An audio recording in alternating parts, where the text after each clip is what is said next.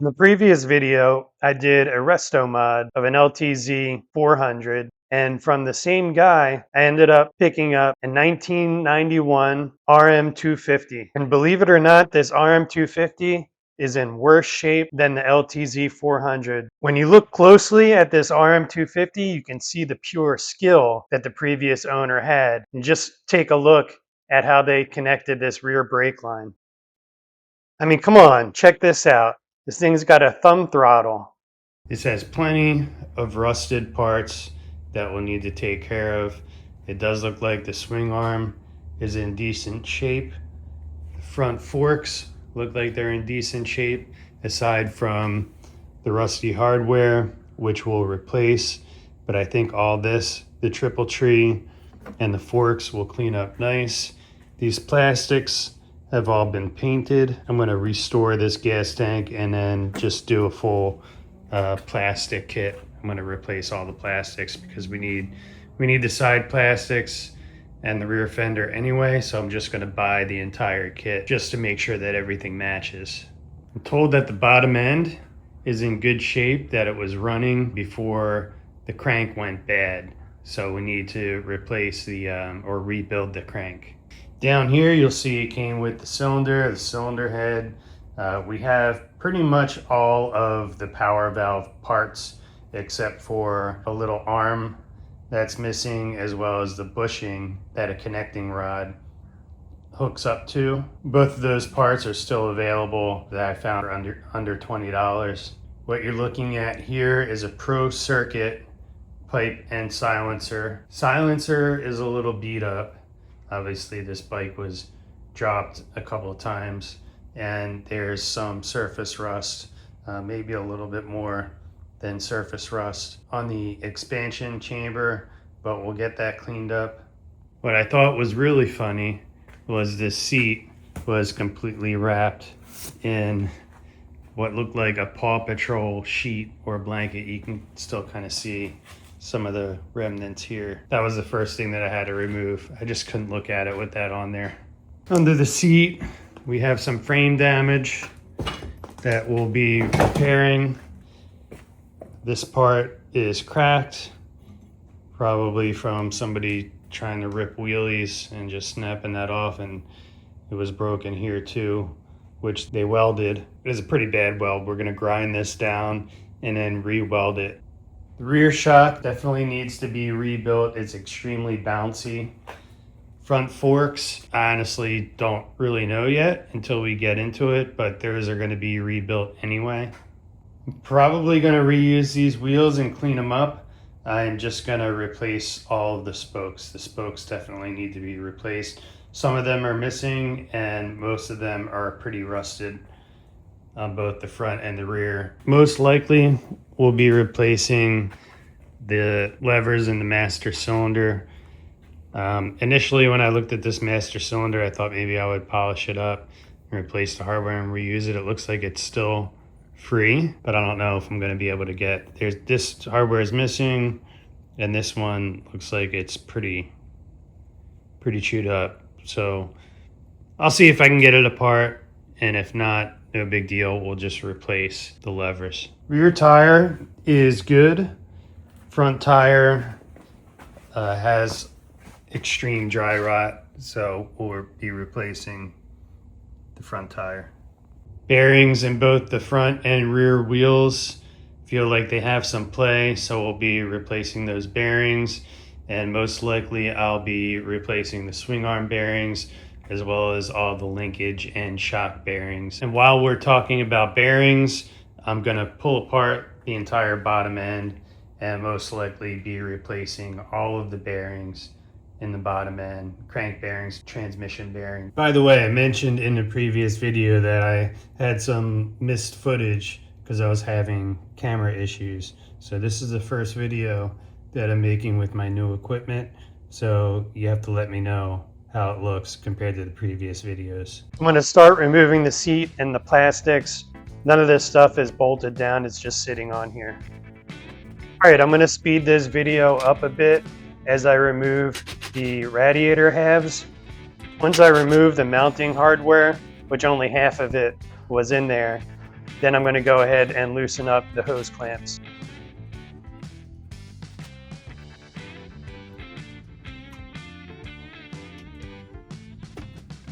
And I'll move on to the other side.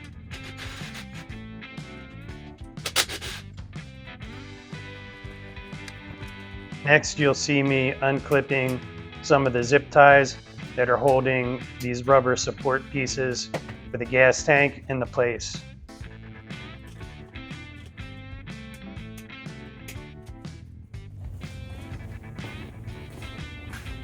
I'm going to remove the air box.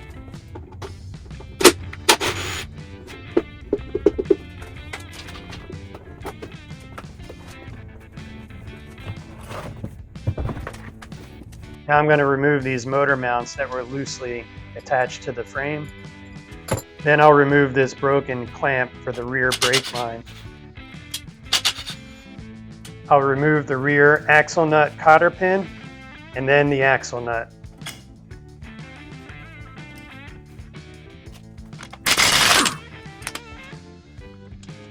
Then I'll be able to tap out the rear axle, and to my surprise, this came out fairly easily. And there goes the rear brake caliper. Next, I'll remove the cotter pins from the pegs and remove the pegs. This one has a nail in it.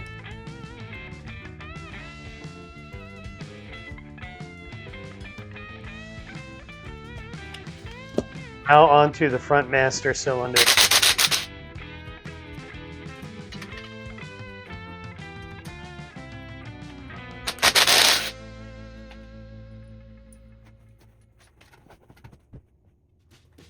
This kill switch hardware was pretty rusted, so I ended up just clipping the wire. I plan on replacing this kill switch anyway.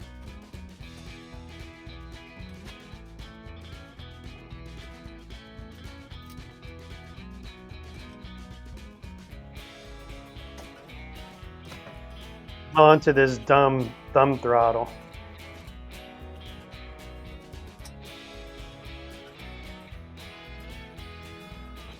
Now I'm going to quickly spray all of the hardware that I see is rusted with some PB Blaster to make it easier to remove.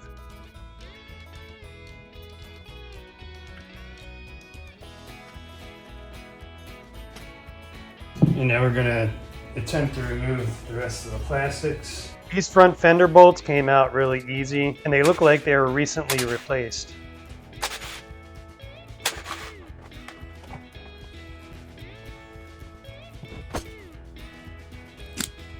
Now I'm just going to clip off that kill switch wire. Then I'm going to go ahead and remove the bolts from the risers so I can remove the handlebars and the risers.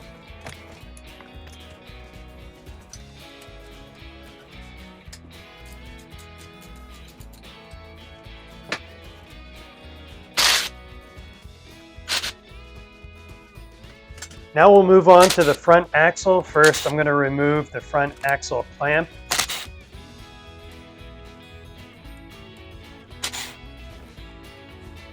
So it's supposed to have 4 studs here. We have 3, one's missing. They used a bolt instead. Now with the front wheel out of the way, I'm going to go ahead and remove the forks. Hopefully that penetrating oil has soaked in a bit, and these will come out fairly easily. Out of the 8 bolts that were clamping the forks into the triple trees, only 2 of them gave me a hard time. 6 I was able to get with my small impact driver. The last 2 I had to break out the larger air impact driver. Here you'll see that I used 2 flathead screwdrivers just to separate the clamps just enough to be able to slide the fork legs out.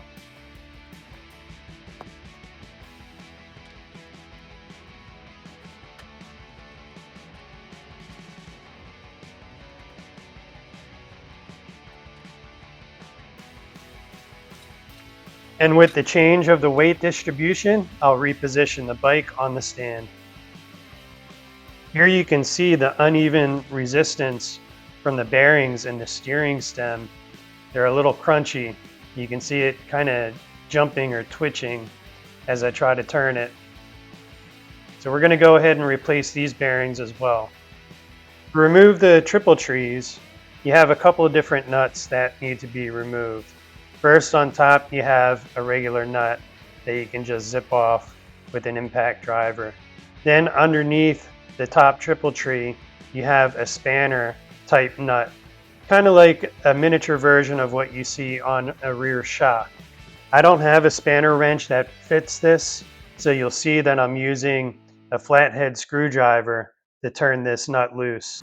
It wasn't on there very tight, so I didn't have to hit it very hard. It's just that the threads were a little bit crusty, which is why it didn't spin off freely until I got it about halfway off. Underneath that spanner nut, you have a bearing cap that needs to be removed as well. And with a few taps of a dead blow hammer, the bottom part of the triple tree comes out. Now I get a closer look at these bearings. I can see that they're definitely shot. Lots of dried grease and dirt. Next, I'm going to remove the nut from the swing arm bolt.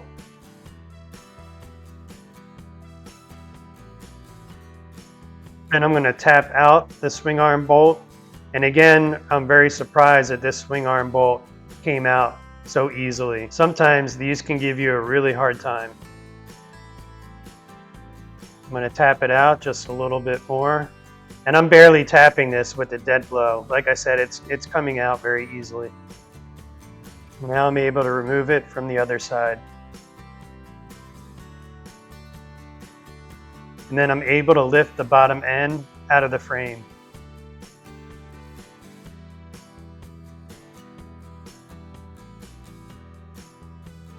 Now I'll work on removing the rear shock.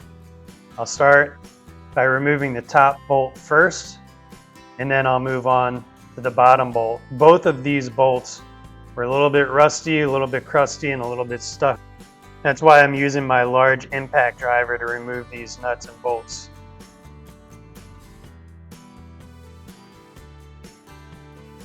This bottom bolt is stuck, so I'm going to spray it down with some penetrating oil, and then I'm just going to try to tap it out with a hammer. I'm not extremely worried about damaging the threads because I'm going to be replacing this hardware anyway. And it just broke loose using the hammer. So now I'm going to switch over to the impact driver and just apply a little bit of pressure to the bolt as I'm trying to drive it out. Hopefully it comes out the rest of the way. That wasn't working, so I grabbed this broken Phillips head screwdriver that I use for removing swing arm bolts, and I was able to tap it out using that tool. All right, so now that the frame is stripped down, we're going to switch over to the motor. I'm just going to make some room on the workbench, and then we'll start digging into the motor. All right, so we got the motor up on the bench. See if we can get a look inside here. Yeah, so this rod bearing is locked up. I don't know if you watched the video that I did on the LTZ 400, but it was exactly the same thing. This bearing was locked up. Luckily I had a spare crank that I could throw in that. This one I don't, so this crank's gonna have to be rebuilt.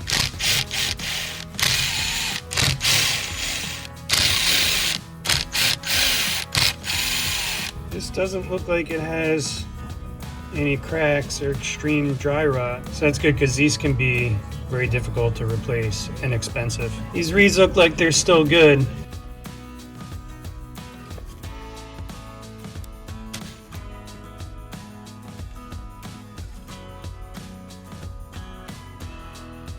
Next, I'll struggle for a minute to remove this stuck kickstarter. Then I'll remove the gear shift lever.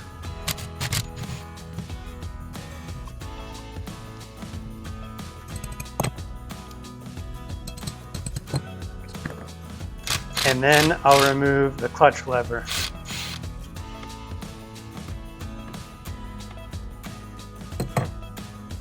I didn't drain the oil in this thing before I took it out, so I'm gonna have to drain the oil. Next, I'll remove the stator cover and the flywheel bolt. And then I'll remove the flywheel. I'm hoping that the flywheel removal tool that I have fits this flywheel. It looks like it fits, just that the threads are a little bit dirty. Next, I'm going to remove the drive sprocket. First, I have to remove the snap ring that holds it into place. Then the sprocket will come right off. Next, I'll remove the clutch cover. You'll notice that I'm doing a lot of voiceover in this video. The main reason is because I'm jamming to my music in the background and I don't want YouTube to flag me for any copyright infringement on the music that I have playing in the background. I'm going to use a ratchet handle and a socket to carefully break these clutch spring bolts loose. The aluminum fingers underneath are not super strong and they can break off if you try to remove them with an impact driver. Once they're loose, then I can run them out with my impact. First one was so tight there's a good chance that it could have broken if I did use an impact driver.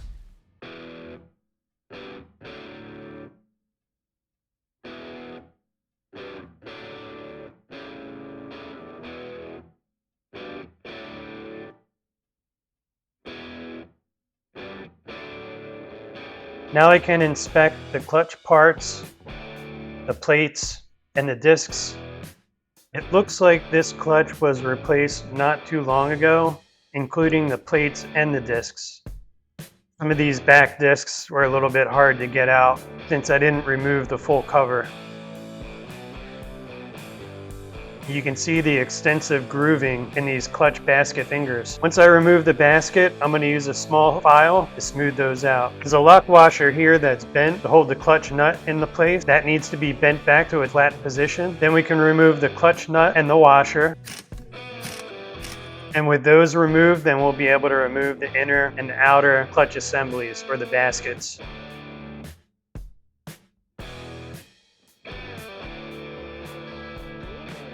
There's a washer that goes between the inner and outer clutch assemblies.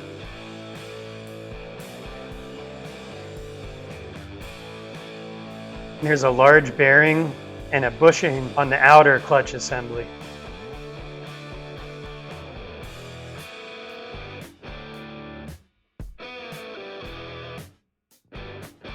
You have to put these clutch parts together in order, the way they get assembled, and then set them to the side for when we're ready for reassembly. All right, here's a first glance at the inside of this side of the motor. When the kickstart lever was still mounted on the motor, it felt like it was skipping or maybe it was doing something strange, so we'll have to take a look at that further as well. When I removed the clutch basket, I forgot to take a look at the gear on the back to make sure that that's not missing any teeth, so I'll do that as well. The main drive gear looks like it's in good shape. You can see right around the shift mechanism, there's some discoloration on those parts. It does look like there is some corrosion. You can see the inside piece of the shift lever that meshes with the gear on the shift drum. Next, I'm going to work on removing the water pump cover. Give it a few taps with the dead blow, break it free from the gasket. Now I'll remove the rest of the side cover.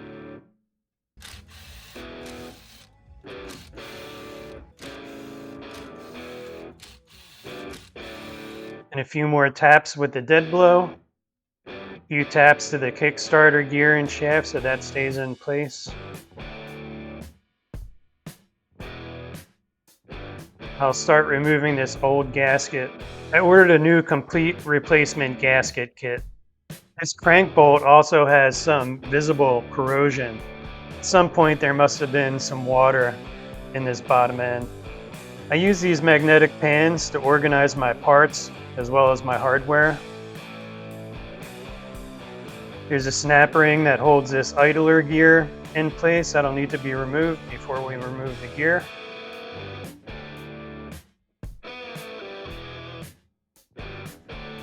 Next, I'm going to unhook the kickstart return spring. Then the kickstart assembly should come out with the shaft and the gears together. This is the mechanism that controls the power valve. Now these screws are pretty jimmied up, so I'm going to leave them alone. This part does not need to be removed to continue the disassembly of the motor. And in this case, it's not worth the risk making these screws any worse. Now I'm going to remove the shift shaft.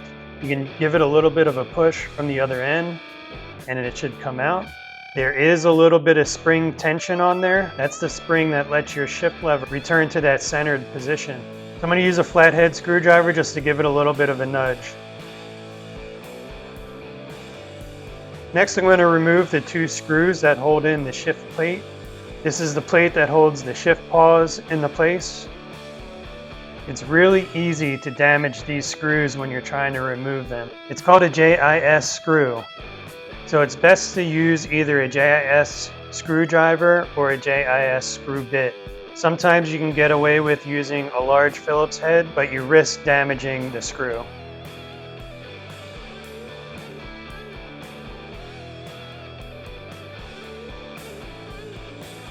Now with those screws removed, you can remove this entire assembly together. You have to be careful when you remove this. There's a lot of little parts and springs that can get away from you. You'll see when I remove this shift paw, underneath there's a detent pin, and underneath that pin is a little tiny spring. Here's a closer look at one of those little springs. The good thing is if you do lose those springs or those shift paws, they're not that hard to find compared to some of the other parts inside of this motor. Next, I'm going to remove the shift detent lever. That applies spring pressure onto the shift drum. Well, actually the star that's attached to the shift drum. And that's what you feel when you feel that notching between shifting gears.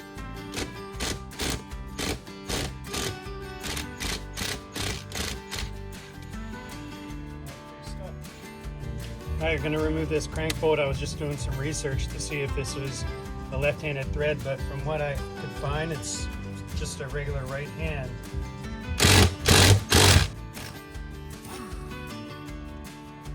Now we can jump over to the other side and start removing the case bolts in preparation for splitting the cases.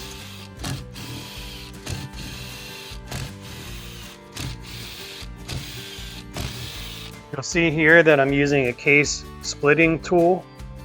Center portion aligns on the crankshaft, and then the prongs that stick out attach to the engine case. Do yourself a favor and get one of these tools. They're not very expensive.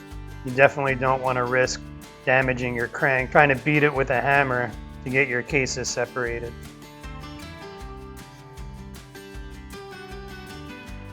Once it's mounted into place, I just turn the bolt on the top and it pulls the cases apart.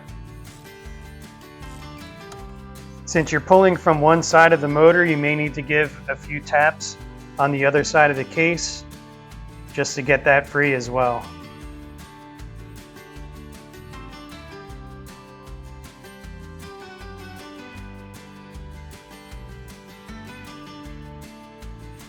And just like that, the cases are free. Next thing I'm going to do is remove the shift star from the shift drum. Now I'm going to spin this around and you can get a view of the transmission. There are 2 shafts that hold the shift forks into place, so I'm going to remove those shafts to pull the forks out of the way, and then I'm able to remove the shift drum.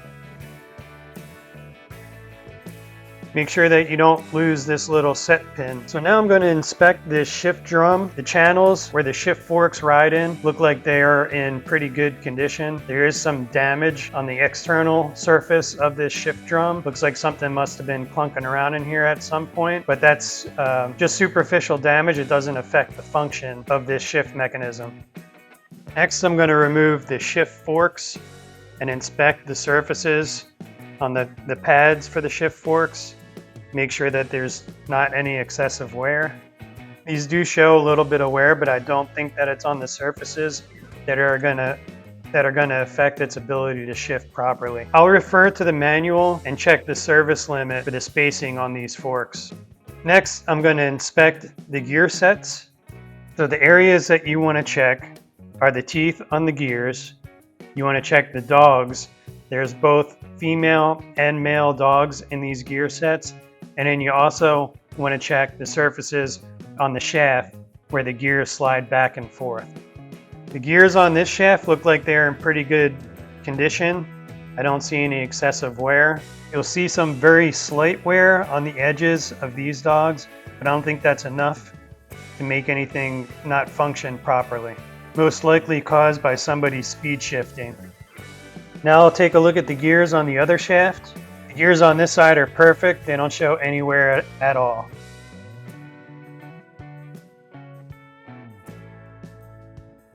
Alright, I have the ultrasonic cleaner warming up. I turned the vibration on because it warms up faster. So while this was warming up, I did drop these bolts in there and it came out nice and clean. All right, let's mute that annoying sound now and go back to some voiceover. I'm gonna put these engine cases in the ultrasonic cleaner. I usually will do one side at a time just because I can't fit the whole case in there. Once it soaks for a little bit, I'll flip it over and I'll use a brush or an old toothbrush just to help get any of this stuck on debris off of there. Once everything was cleaned in the ultrasonic cleaner, I move over to the sandblast cabinet. If you have a sandblaster and you try sandblasting these parts when they're dirty, greasy, or oily, it will clog up your sandblaster. The media will start sticking together and clog your gun.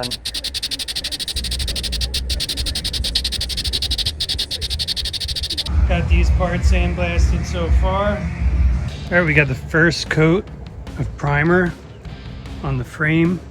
This is a rust reformer. So we sanded down the frame. We welded any cracks that we found. Next, we're gonna put on a primer coat, and then we'll put on the color, and then we'll put on a clear coat. Paint is done.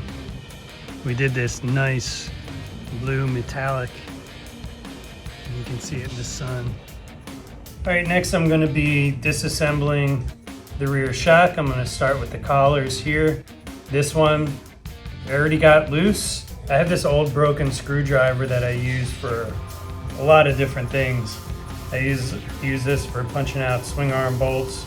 Use it for this. You don't want to use a flathead screwdriver on here because you'll damage these collars and it'll just look all chewed up. So I use this instead. It's got pretty flat surface.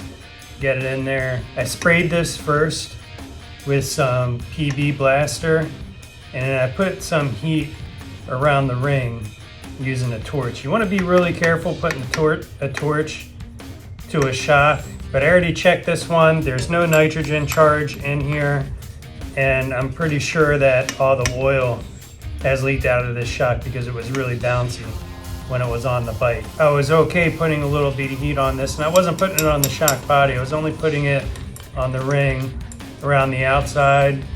I sprayed it first. I put some heat on there, and then I sprayed it again, and then I started tapping it with the hammer to get it loose. And it wasn't too difficult.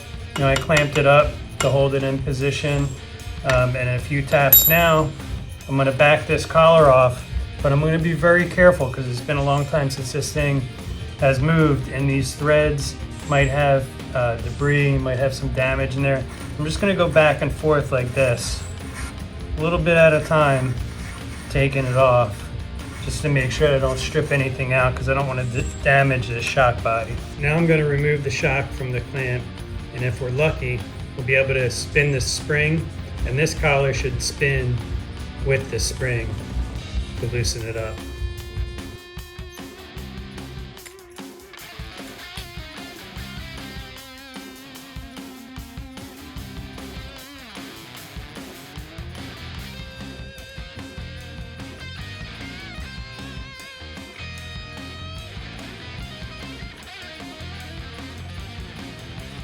So now I'm just tapping this collar to break it free from the shock.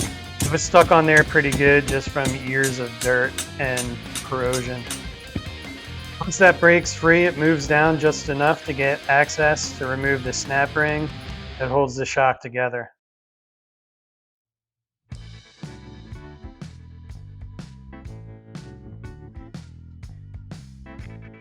Then the collar and the spring can be removed from the shock body. Next, I'll remove the valve from the gas cylinder. Then I'll use a socket to tap the cylinder down to give me access to the snap ring that holds it together. And you'll be able to remove the snap ring with a small screwdriver or a hook.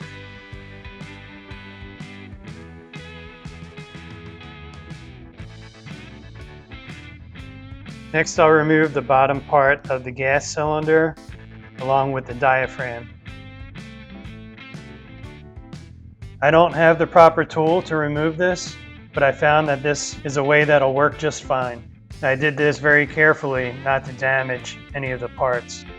Screwed a small nut onto the valve stem, and then I used a pry bar just to pry it up till I got it as far as it would go, and then I used a vice grip to pull it out the rest of the way.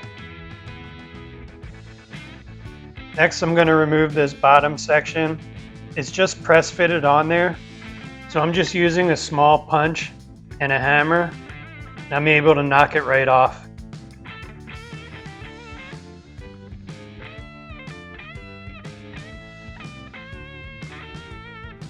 Now you have access to the seal assembly on the bottom of the shock, and you just need to depress that down, kind of like the same way that we did with the gas cylinder, to remove the snap ring, and then you'll be able to separate the shock. All right, with the shock disassembled, now we're gonna sandblast the shell.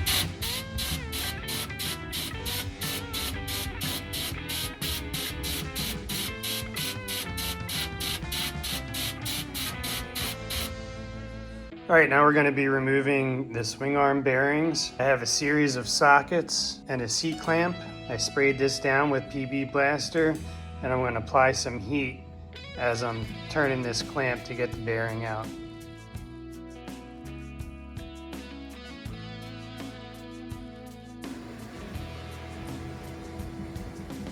You can hear it starting to give when it pops. All right, and here are the two bearings that we were able to remove.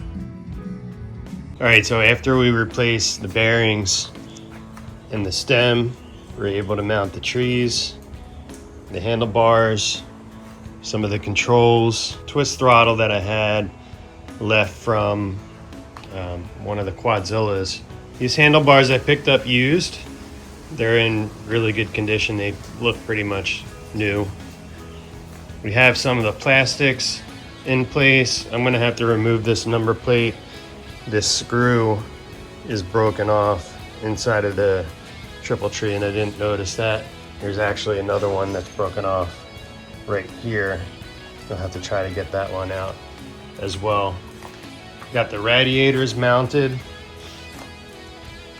Electronics are mounted, the CDI and the coil. Air box, got the rear shock in. Swing arm. We did bushings and bearings in the swing arm, mounted up the rear fender. I'm going to be finishing the forks. These are just mocked up and just sitting in here. There's no bolts on this, holding those into place. The rest of them, the lower part of the shocks over there on the workbench. We just did the seals yesterday, and the fork oil is supposed to be getting delivered today. So hopefully it won't come too late, and we'll be able to get the forks finished and on the bike permanently. And then we're gonna put bearings in the wheels. I'm not gonna be able to mount the wheels just yet because the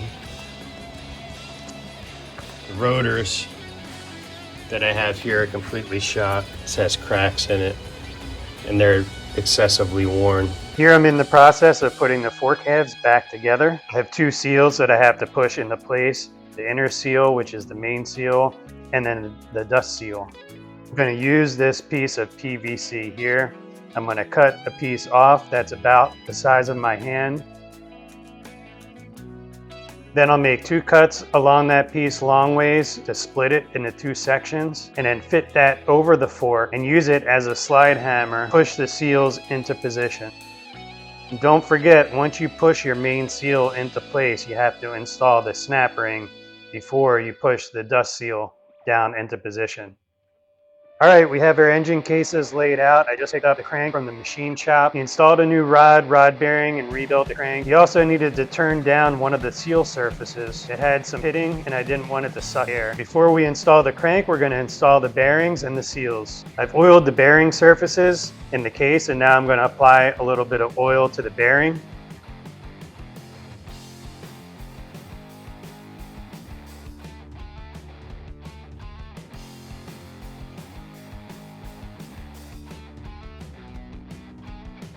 All right, this one was a little bit tough to get in.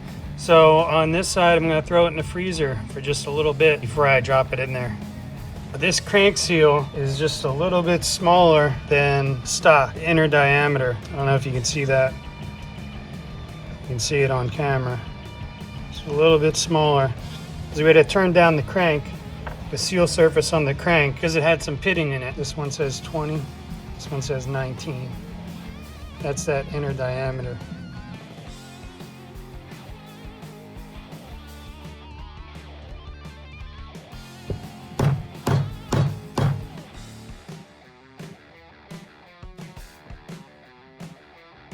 Now let's install the crank bearing on the other side. Let's see if it goes in any easier now that this one's frozen.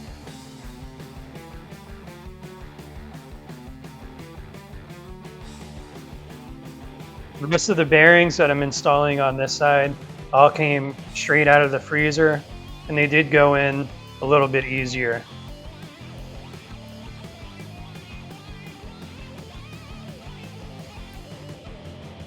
Now once they're installed, I'll add some oil and rotate them around just to spread the oil.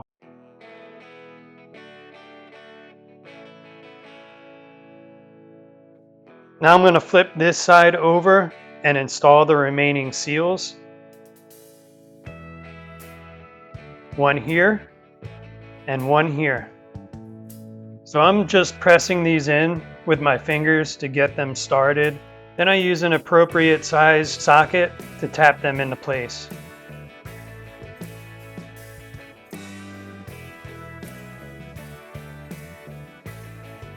Next, we're going to install the crankshaft. According to the service manual, it's supposed to install the crankshaft to the left case half. Had the crank in the freezer for a couple of hours, so hopefully it'll drop in with ease. I'm going to apply some oil to the seal and to the bearing surface on the crank. As soon as I dropped the crank into place, it dropped halfway through the bearing. So putting it in the freezer is definitely a huge help. And then with just a little bit of pressure from my hand, it's completely seated. I'm gonna try to reposition this camera so you can see better. All right, now we're gonna install the gear sets. Have both of them ready here. I went through everything to make sure that everything was in the right order and that nothing was missing. And I did find that there was one shim that was missing on the end here. And I took a look at my spare parts, and I did have this shim. It's a 17 by 30 by 1 millimeter shim. Had one left over from the LTZ 400 spare motor. So I threw that on. Now they're ready to go into the cases. I have a jig that I use that holds the motor up like this on the side, kind of like that on an angle. I can't find it, so I'm going to do it without the jig. It just makes it easier to get the gear sets in there without the pieces falling off. First, I just got to remove my zip ties that I use for holding these parts together.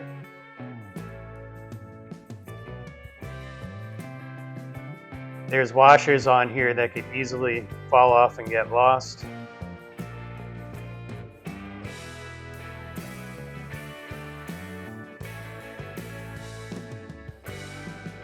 This one here on this end is the one that was missing that we had to replace. Now I'm going to mesh the gears together, how they're going to sit in the transmission, and attempt to install these without any of the pieces falling off. Unsuccessful. One of the gears just fell off, as you can see. So I'll reset and try again.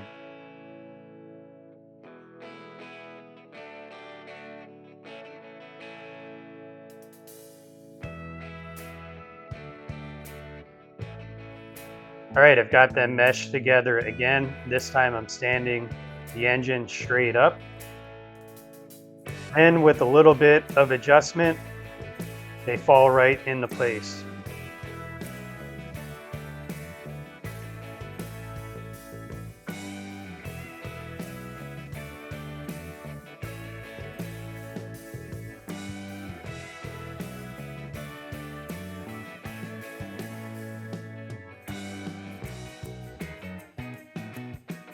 I'll check for free rotation and make sure nothing is binding up. Now I'll apply a nice coating of oil to all the gears, the dogs, and the shafts. Now with the gear sets installed, next we're going to install the shift forks and the shift drum. First I'm going to install the number 3 shift fork. See, this has 3 numbers or letters, -3A. The 3A means it's the 3rd shift fork. You don't really need to pay attention to the other numbers. So this shift fork gets installed into a gear on the shaft on the right. If you look closely, you'll see that there's a channel that the shift fork plugs right into. I'm going to add some oil to the contact surfaces.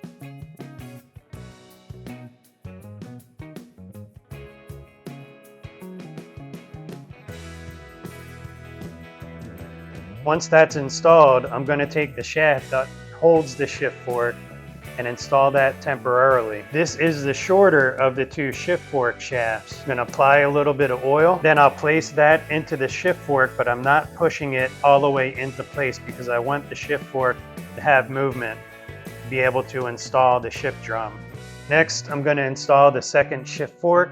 You'll see it has a number 2 after the dash. That's how you know this is the 2nd shift fork. I'm gonna add some oil on the contact surfaces and install that in the position. Now the channel that this installs into is on a gear that's located close to the far wall of the transmission. So I'm going to need to use my other finger, lift that gear away from the wall in order to give me the clearance to slide the shift fork in the position. And then last, we're going to install the number 1 shift fork. I'm going to add a little bit of oil to the contact surfaces, and then I'll slide it into position. You won't be able to install these shift forks on the incorrect gears. The diameter and the thickness for each of these channels is different, so the wrong shift fork won't fit. Just pay attention to the orientation of these shift forks, where they have these little pins sticking out that face where the shift drum is going to be installed. So the 2 shift forks that are on the left side have the pins facing right, and the shift fork on the right has the pin that faces to the left. Next, I'll temporarily install the shaft for the other 2 shift forks. That's the longer shaft. And you'll see this is not fully installed. It still is able to move back and forth.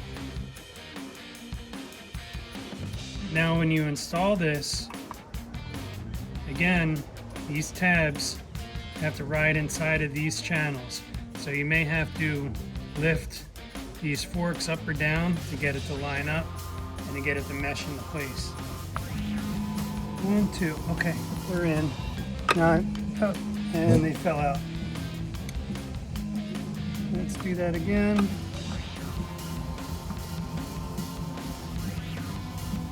And then push the shaft in place. It doesn't fall out. So now with the gear sets and the shift forks installed, I went ahead and I ran it through all the gears just to make sure that everything was functioning properly and nothing was hanging up. So this is, see if I can capture this on camera without dropping anything. This is first gear, right? First gear. That's neutral. So this back shaft is not turning when I turn this, the clutch shaft. So that's neutral. Second gear.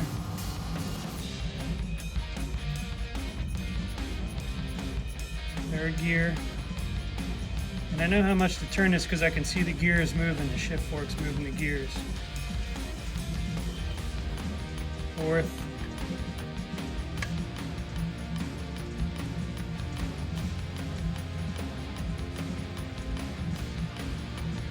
I went the wrong way.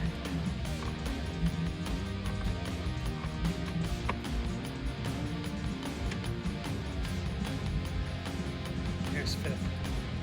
I went the right way. I'm going to run it through one more time just to make sure. So fifth. When I turn this, watch these dogs are going to drop down.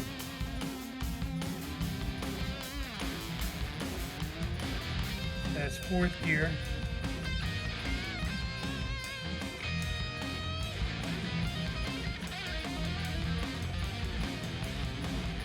I think that's third.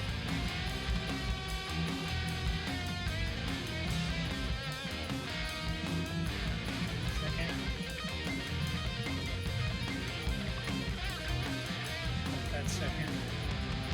There's neutral. I know I'm in neutral because I have my hand on the shaft here in the back and it's not spinning. And then finally there's first gear. Next I'm going to install this bearing retainer. I'm going to use a little bit of thread locker. You don't want to forget to install this and have it sitting on your bench after you seal your cases.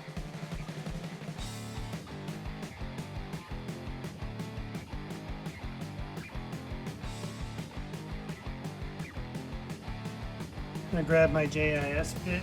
This is the JIS bit, kind of like a Phillips, just a little bit bigger. You'll know that it's the right bit because it fits perfectly in those Japanese screws. Now I can install my dowel pins. I'm going to add a little bit of oil to those. You can use oil or anti-seize here. Next I'll grease the case gasket and put it into place. Then we can install the right case half to the left case half.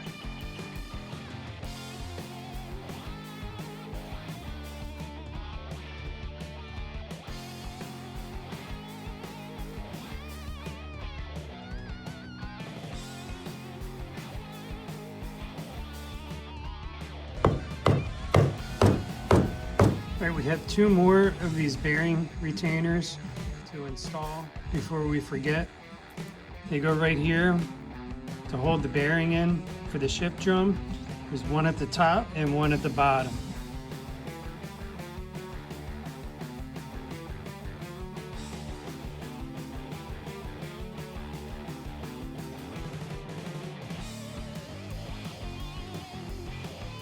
I'm going to install this pin.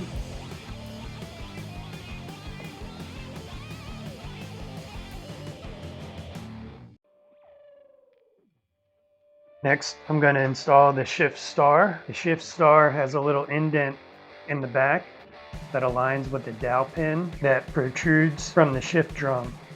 I'm going to apply a little bit of blue Loctite to the fastener before installing. When you're tightening this down, the shift drum's going to turn until it hits the stop. When it hits that point, then you can torque it. Next, I'm going to start putting the case bolts into place. These are different lengths, so when you drop them into place, they typically stick out about 1/4 inch. That's how you know that you have it in the right position. You can also use a set of calipers to measure the depth if you want to be 100% sure.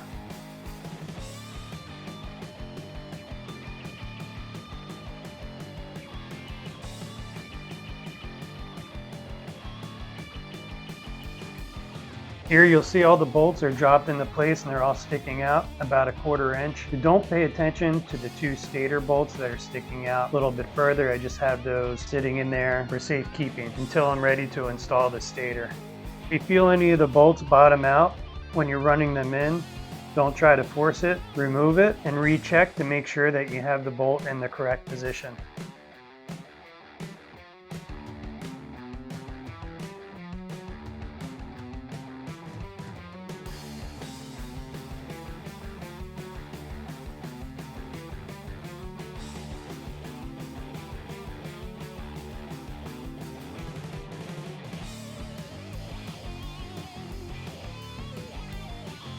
Then I'm going to hand torque these down in a crisscross pattern. These case bolts typically get torqued to between 7 and 8 foot-pounds. Next, we're going to install the mechanism that goes inside of the shift star. This is the mechanism that has the shift pause and the springs that we showed earlier in this video. So now we have the mechanism in place. We're just going to install the spacer that goes here on the right side. I'll add a little bit of blue Loctite to the fasteners.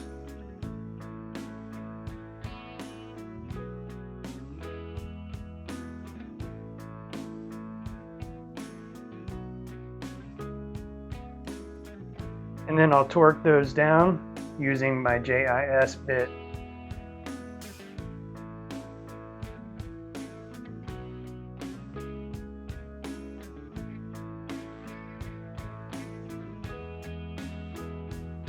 Now I'm going to install the detent and the detent spring together. One side of the spring hooks around the detent and the other attaches to the spring stay right there.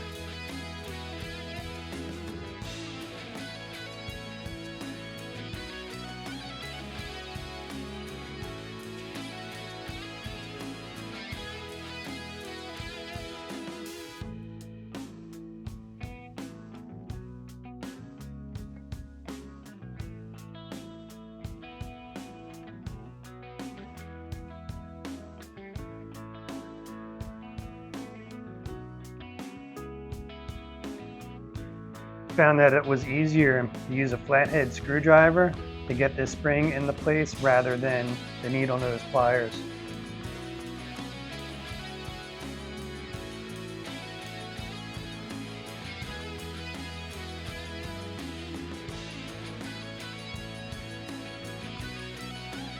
Through a couple more of these gears. Now I'm going to start the installation of the clutch assembly. First I'm going to install the bushing and the bearing. Then I'll place the outer clutch basket into place. You can see the edges of the basket have been filed down and now they're nice and smooth. There's no more grooving. To get the clutch basket fully seated, I have to push the shift shaft back into place.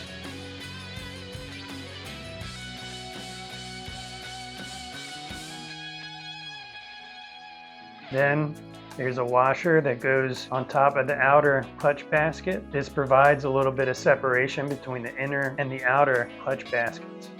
Now I can reinstall all the clutch discs and the clutch plates.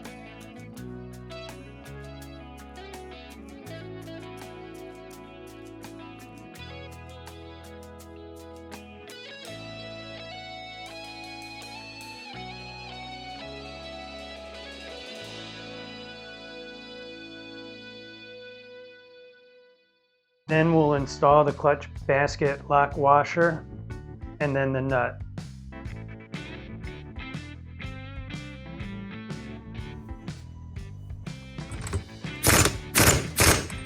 Once the nut's torqued down, you can bend the lock washer into the nut so the nut won't come loose.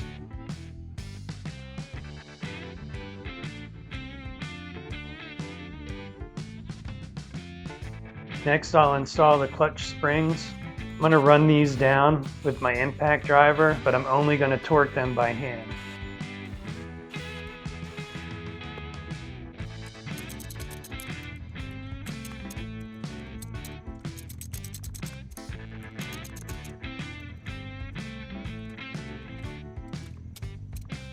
Next, I'll prepare the clutch cover gasket and get that installed on the cases.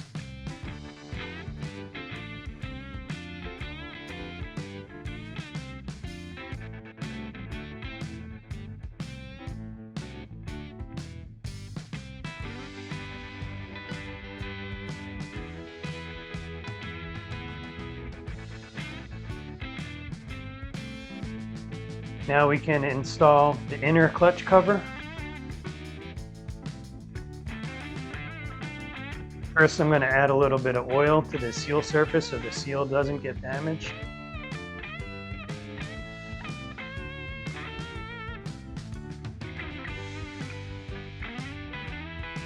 You may need to turn the water pump a little bit back and forth to get the gears to line up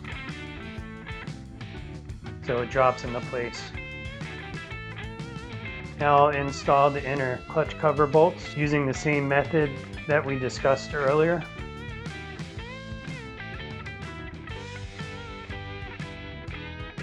I'll run the bolts in with my impact softly.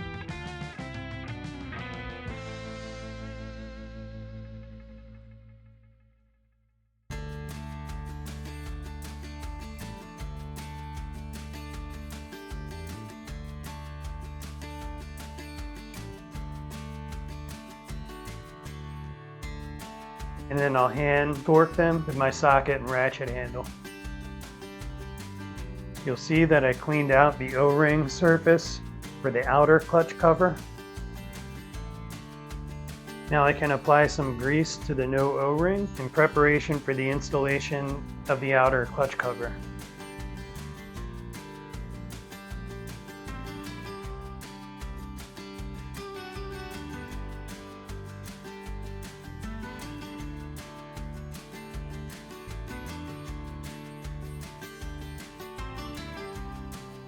Before we install the cover, we have to make sure that the teeth on the pin protruding from the clutch are facing toward the back of the motor. They are going to interlock with the teeth on the shift rod that's in the clutch cover.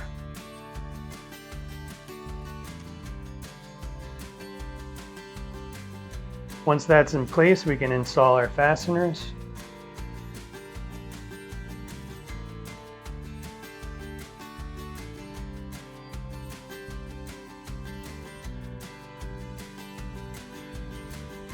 I'm going to double check the depth of some of these fasteners just to make sure that I have them in the correct position.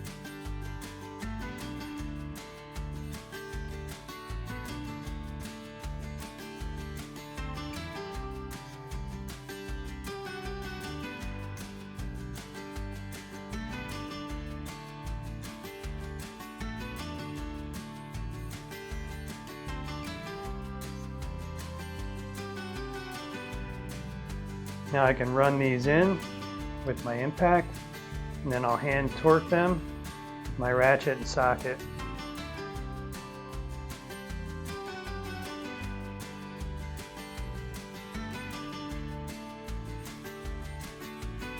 Next, I'll prepare my water pump seal with some grease.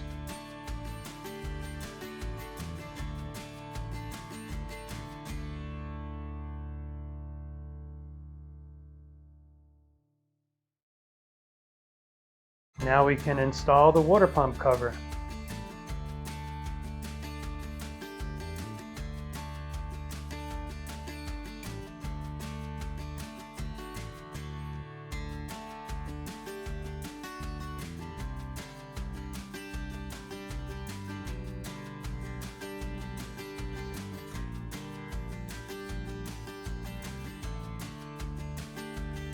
Now that we have the bottom end assembled, we can install it back into the frame.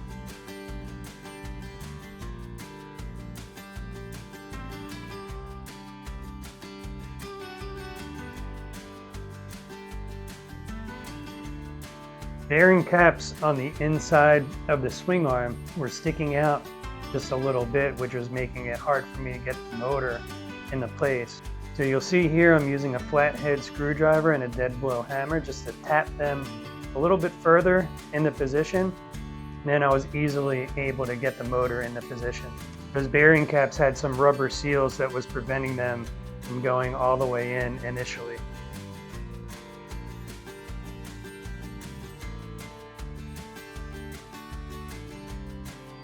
And I can tap the swing arm bolt back into place. Alright, now I'm going to switch over to the bench. I'm going to work on installing the new tire on the front wheel. First, I'm going to insert the tube into the tire. Then I'm going to align the position of the valve stem with the valve stem hole on the wheel. To start by standing the tire up, I'm going to install the wheel to the bottom half of the tire, making sure that the tire falls into the drop section of the wheel, which is the center portion. Once that's on, as far as it'll go, I'll bring it up to the bench and switch over to the tire spoons and install the rest of the tire one small step at a time. Sometimes you'll need to move the spoons forward and backward to be able to get the second spoon in to move to the next position. Seems hard at first, but once you get the hang of it, it's actually not that difficult. Just be careful when you're using your spoons that you don't pinch any part of the tube.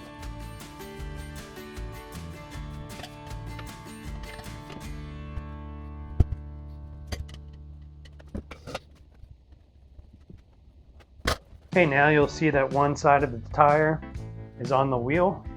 Next, I need to pull the valve stem through the hole in the wheel. I use a valve stem tool just to get it centered in the hole, and then I'm able to push it through.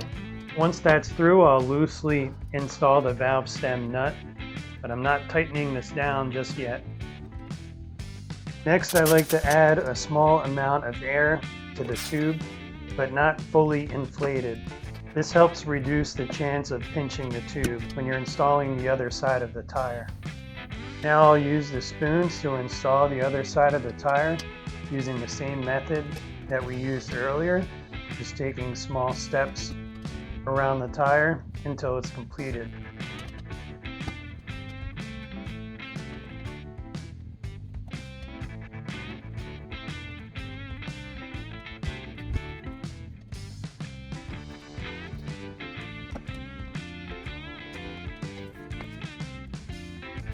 If you notice that it starts getting really tight, always double check the opposite side of the tire and make sure that it's sitting in that center section of the wheel. It gives you a little bit of extra room to pull the bead over the edge of the wheel.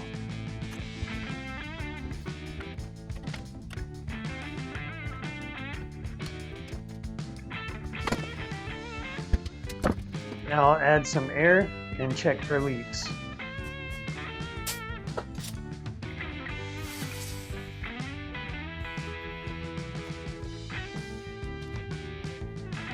Now I'm going to work on the carburetor, and I'm going to clean up the boot and get a better look at it. Start with the boot. This is just some simple green mixed with water and greaser.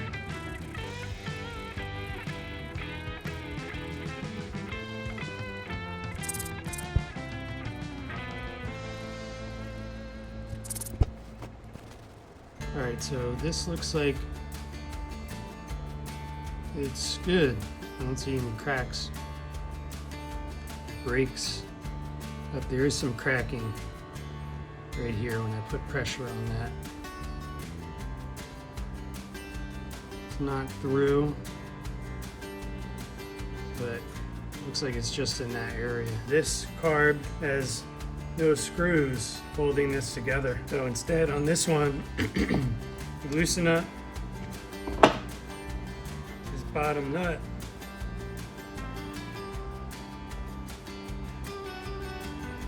And then the bowl comes out.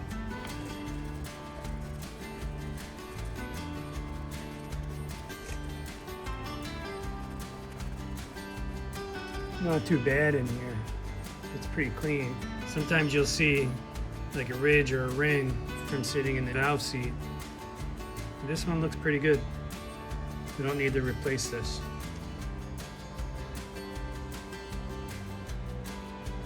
Jet is clear through the debris. You see the number on there, 370. It's really hard to make out. So you can see that's nice and clear.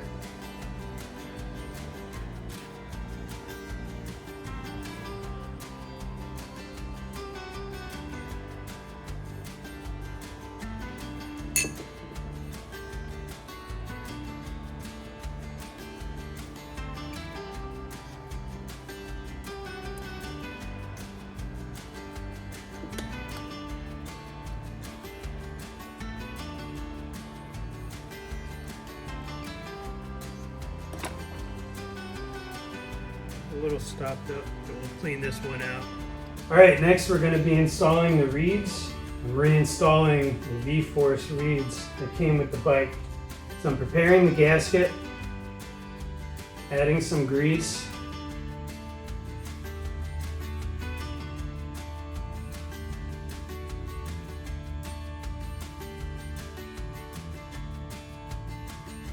I'm going to put the reed cage into place.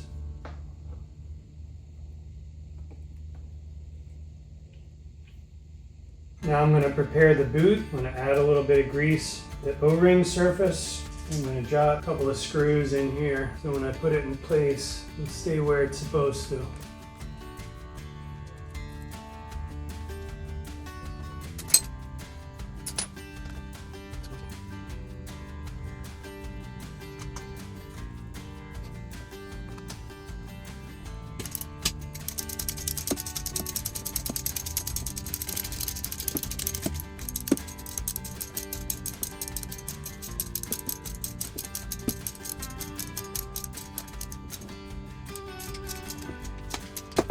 Alright, now I'm going to install the carburetor. First I'm going to attach the throttle cable. I'm going to remove the slide and run the throttle cable through the top plate of the carburetor. Then I'm going to install the spring as well as the plastic piece. Locks everything into place once it's assembled. Now I can install the slide into the carburetor and then this cable.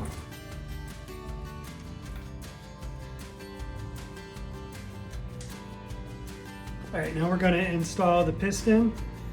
We already checked our ring gap inside the cylinder and everything's good to go. So we're ready to put the piston in. This piston kit came with a new wrist pin as well as circlips. If you look at the top of the piston, it says EX with an arrow that way. That's your exhaust, so that faces forward, so it's going to go in like this. We're going to put some oil on the wrist pin bearing.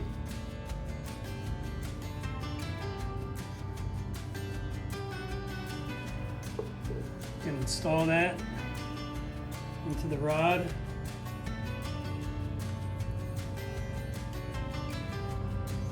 Then I'm going to put some oil on the wrist pin itself. All right, so now I'm going to line up the piston with the rod. Actually, you know what, before I do this, I'm going to install the circlip on the far side, just so I only have to install the one once everything's in place. So I'm going to install this circlip. You see there's a cutout right here. So the opening to the circlip I'm going to install to the opposite side of that. Okay, now that circlip's in place, I'm going to hold this in position. I'm going to slide the wrist pin through. I'm going to push that all the way through until it stops. And then I'm going to be ready to install my other circlip. Push on it with a small screwdriver. That's seated. Next, I'm going to prepare the base gasket with some grease. Now I've applied a nice thick layer of oil to the inside of the cylinder. So now we're ready to install the cylinder. All right, just had to put some better light on this. You can see one of the rings was getting hung up.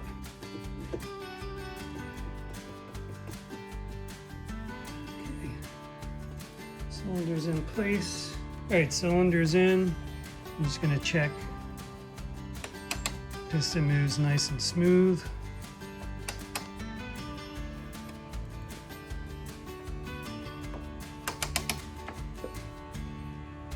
Next, I'm going to grease up the O-rings and mount them into place.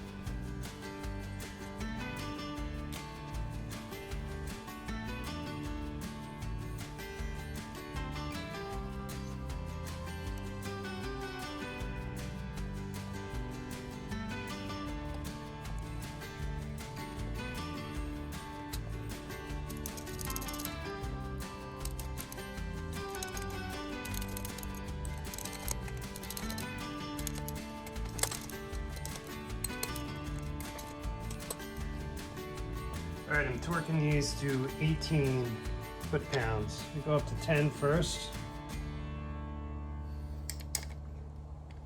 And then I'll go to 18.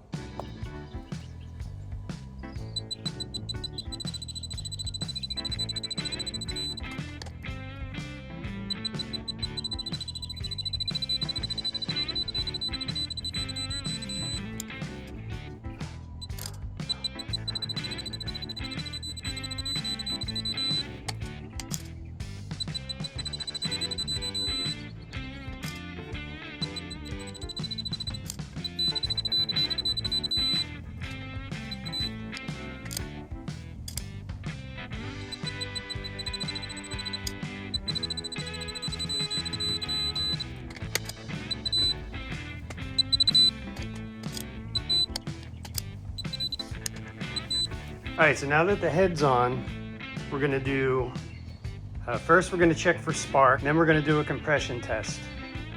So to check for spark, I'm just gonna turn the lights off.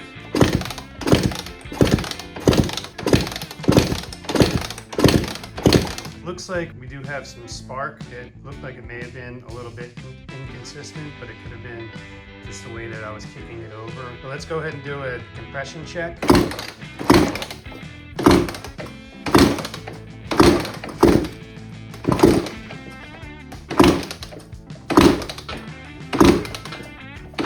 All right, so we had 145 PSI. I expected it to be a little bit higher, but it might just be because we just put the motor together. We will move forward and we'll run it a little bit. I'll do a couple heat cycles and I will check the compression again once things have time to break in and get seated. We're gonna attempt the first start. No, the rear wheel is not mounted yet. Still waiting on some replacement spokes for that wheel. It's just been taking forever to get here. I'm not gonna wait any longer. I think we're ready to do the first start. Just added some oil. I didn't put any coolant in just yet. Do that after the first start.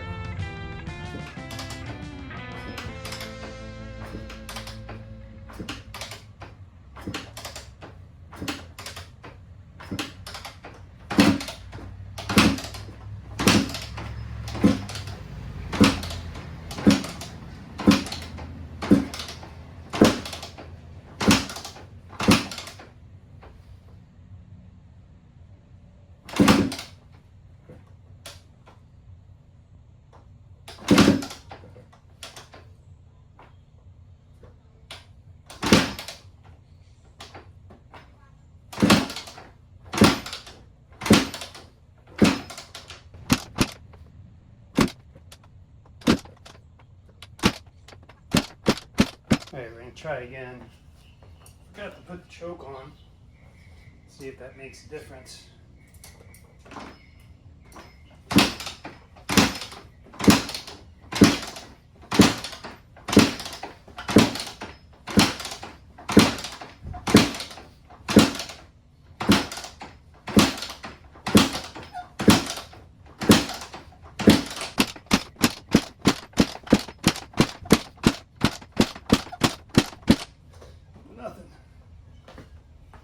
Pulled the plug and it was dry, so I sprayed a little bit of starter fluid in there.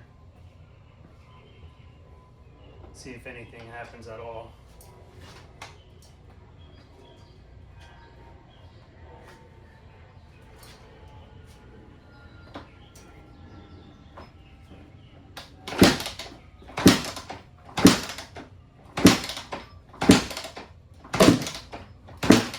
Something.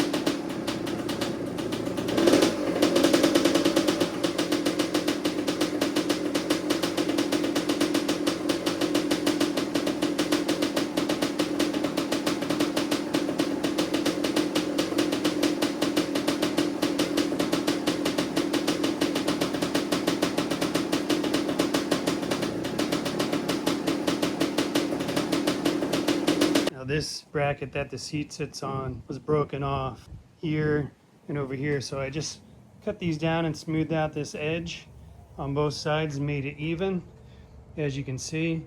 So now I fabricated this piece. Now I'm going to weld these together. I'm going to weld around the edges all around here. And I'm also going to weld through these holes as well to make sure that I have a good weld on this piece. It's not perfect. I don't have a fancy welder, so I'm going to do this gasless MIG that I have. All right, here's the finished product before we put plastics back on. Not too bad. Not perfect, but not too bad.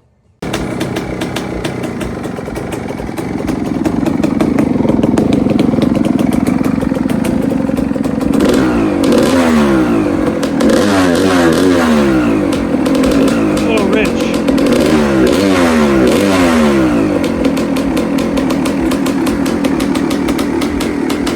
After we let this run for a little bit and everything was seated, we reran the compression test, and you'll see we got just under 190 psi. It was running a little bit rich. We needed to go down just a little bit. On the pilot jet, we had a 370 main and we went down to a 360. We had the needle position set in the middle, and it was actually supposed to be one up based on the documentation from Pro Circuit. So we corrected the needle position, and now it's running perfect.